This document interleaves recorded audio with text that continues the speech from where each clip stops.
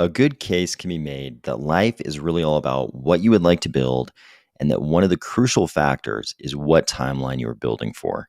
The wisest among us often seem to be building on longer timelines, and that involves predicting relevant intervening circumstances and then optimizing for that future environment.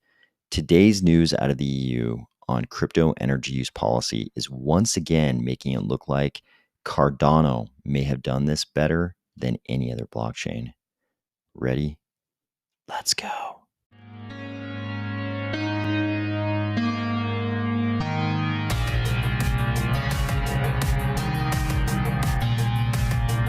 Today, we're going to talk about the European Union MiCA draft legislative framework that is starting to amount to a huge problem for all of the proof of work blockchains, but not Cardano. We'll also talk about what happens next in that legislative process. We'll talk about Cardano DeFi passing a big milestone in total value locked, and also ADA handle going to Mainnet. If these videos are bringing something to your weekdays, please consider delegating to the Army of Spies stake pool, ticker AOS. Let's set the stage by backtracking a couple of weeks and looking at the history of how this MiCA framework in the EU is going to treat proof of work cryptocurrencies. So we started seeing very sensational sounding headlines like this one: EU on track to ban Bitcoin. This came out on February 23rd, and it explained that there were reports coming out that this EU markets and crypto assets framework, MiCA for short, was going to have some language in the legislative framework that included a provision forbidding the environmentally unsustainable proof of work consensus mechanism. Obviously, this is the kind of thing that gets Bitcoin maximalists very excited, not in a good way. Of course, the Bitcoin people are not alone. In the same boat as them are the Ethereum people, because nobody really knows when Ethereum is really going to switch over from proof of work to proof of stake. So until they make that final switch, I think the Ethereum people have to worry a lot about any kind of regulation like this as well. Luckily for them, by March 1st, we were seeing headlines like this: lawmakers have removed the Bitcoin ban from latest version of EU's crypto legislation. I think a lot of people in the proof of work world probably slept a lot better after seeing these kinds of headlines. This weekend, the outlook for the proof of work maximalists went from sunny back to cloudy again when we started getting reports like this. Bad news for Bitcoin and cryptocurrency in the EU, except for proof of stake, right? The proof of work ban has basically made its way back into the draft of the European Parliament that will be voted on in the committee on Monday. I just read the latest draft, a quick update. This is from a Patrick Hansen, and he actually gives us what he's saying. It looks like he's saying this is the actual language. The wording of the proof of work ban has changed, but the effect is essentially the same. Crypto assets that are deemed unsustainable will be prohibited from being issued, offered, or admitted to trading. And when we look at this actual language, it says crypto assets shall be subject to minimum environmental sustainability standards with respect to their consensus mechanism used for validating transactions being issued, offered, or admitted to trading in the union. Crypto assets that are issued, offered, or admitted to trading in the union before, and they will insert the date of entry into force of this regulation, shall set up and maintain a phased rollout plan to ensure compliance with such requirements in accordance with the conditions and criteria referred to in paragraph 3. So what we've got is minimum environmental standards if you want to be using a crypto in the EU. If the crypto is already in use, then you're going to have to establish sort of phased rollout of some means to get to these minimum environmental standards. I think we all probably realize at this point that those minimum environmental standards are not going to be favorable to any blockchain protocol that uses up more energy than small EU nation states. This is especially true now because of the sanctions against Russia, who is a very significant energy provider to Europe. Now they have to cut out the Russian energy imports. All of the energy usage stuff is going to be even more important. Anywhere they can cut some energy usage, I think you have to wonder if your neck is on the chopping block if you're a part of that industry.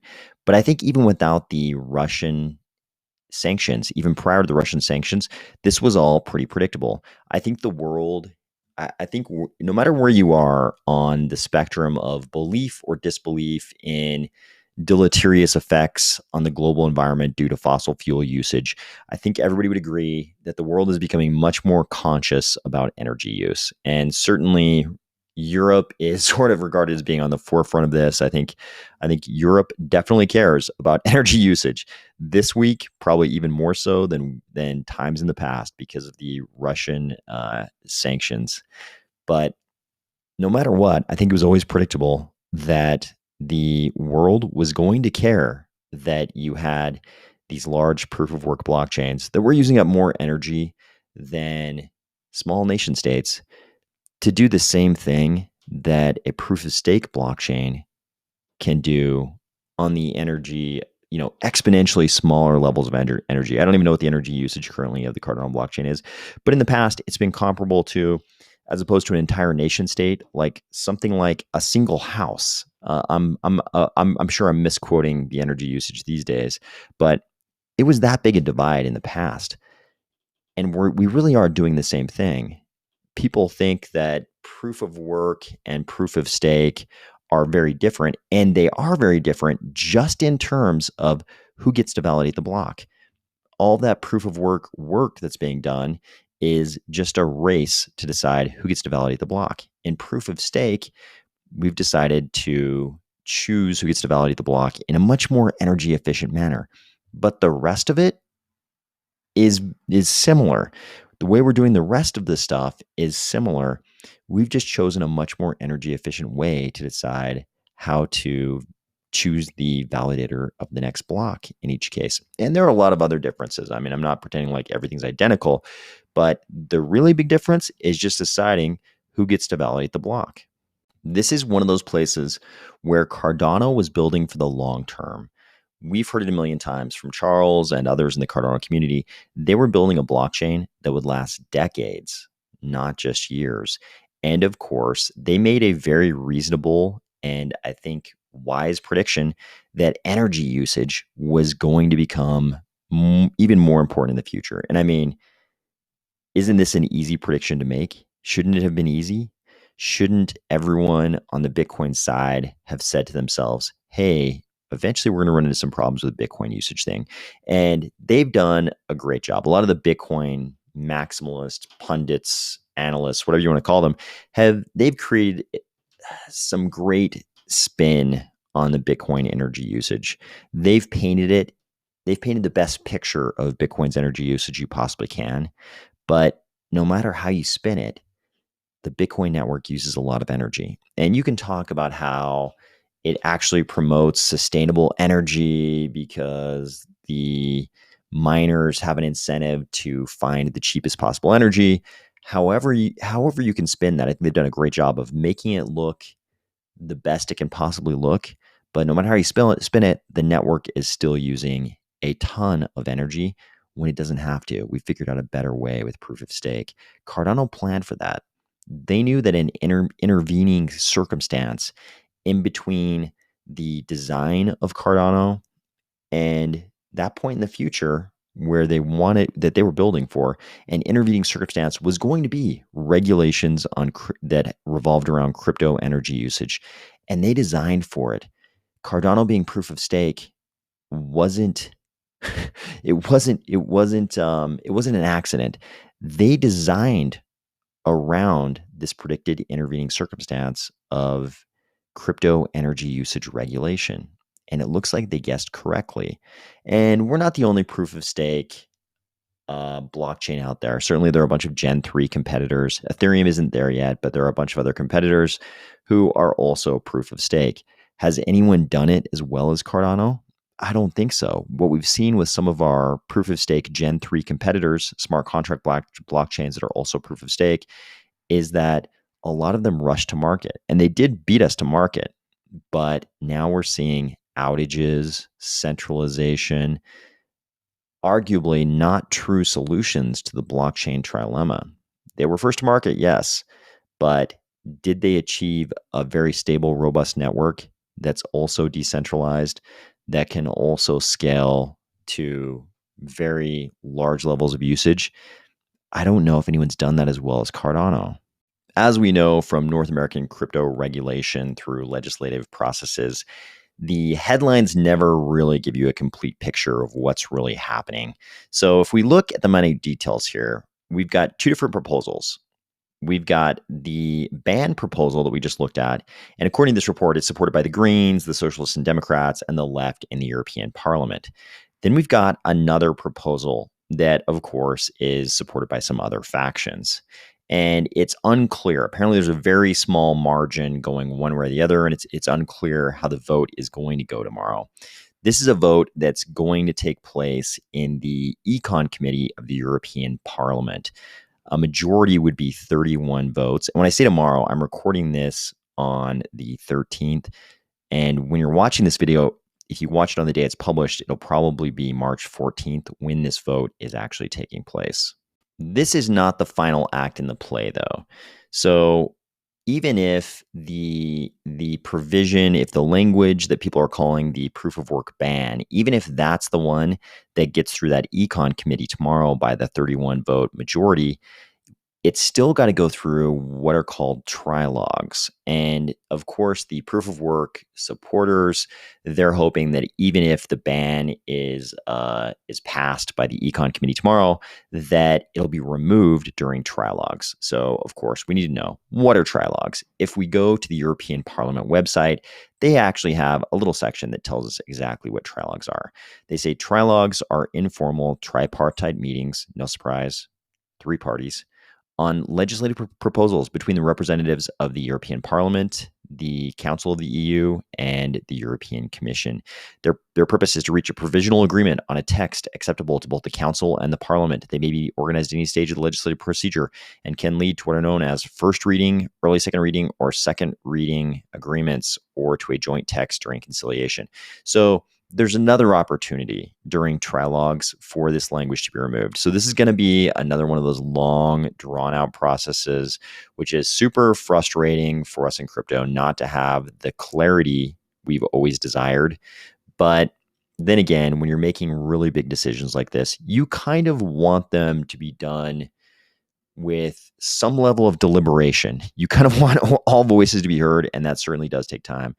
It'd probably be much worse for crypto if these were overnight things and tomorrow was it. The econ committee votes, it's adopted, and that's the law of the land. We certainly don't want that. So as frustrating as this process is going to be, it's going to be some time, and that's probably a good thing.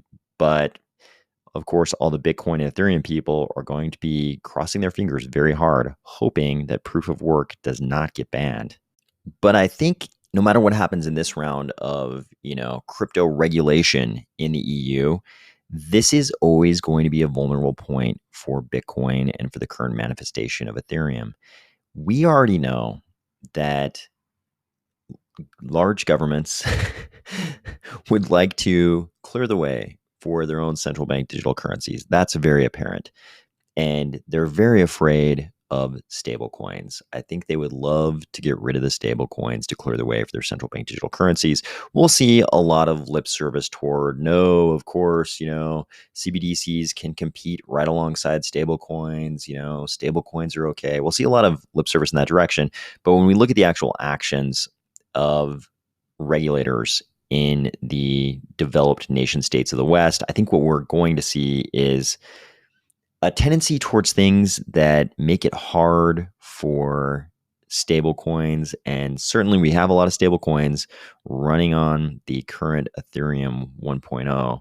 And so if they could, if the regulations tended to make it very difficult to use proof of work blockchains in places like the EU, that would be a huge bonus for the central banks that want to issue those CBDCs. If all of a sudden it was very difficult to use the Ethereum blockchain and all the stable coins that ride on it. So even if the proof of work ban, as we're calling it, doesn't get the required 31 majority votes in the econ committee tomorrow, I think this is not going to be the last time that the proof of work blockchains face this type of scrutiny and these types of regulatory battles.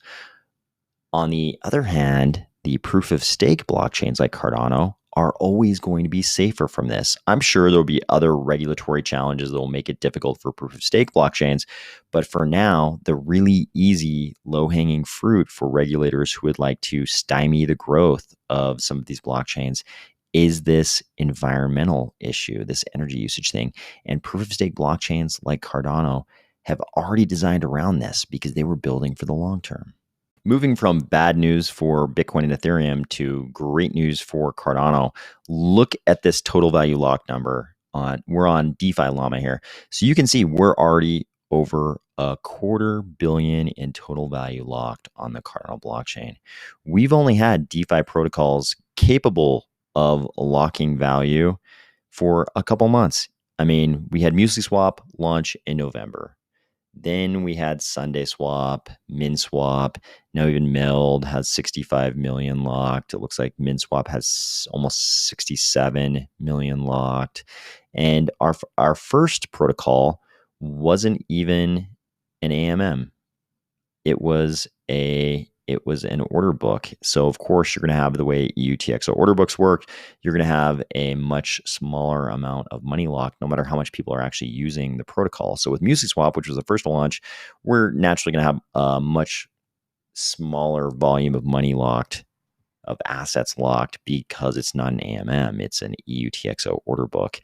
But despite that, we do have some AMMs running on the Cardano blockchain now, and they are locking funds like crazy. I can't imagine if we did see this EU ban on proof of work and the current manifestation of Ethereum suddenly became very difficult to use in Europe, and Bitcoin became suddenly very difficult to use in Europe. I can't imagine the crazy impact that would have on this Cardano figure.